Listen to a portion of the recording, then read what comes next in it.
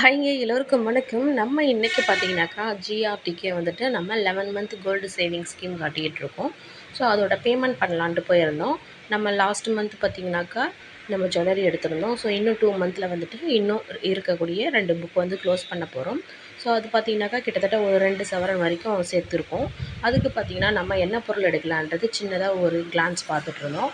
அப்போது தான் எங்களோட கண்ணில் இந்த அழகான சூப்பரான காப்பு வந்து கண்ணில் பட்டுச்சு. ஸோ இதை எடுத்து பார்த்துட்டு எவ்வளோ வெயிட் இருக்குது, அது மட்டும் இல்லாமல் இதுக்கு பார்த்திங்கன்னா எவ்வளோ பர்சன்ட் செய்கூலி கொடுக்குறாங்க அப்படின்றதுக்காக செக் பண்ணிகிட்டு இருந்தோம்.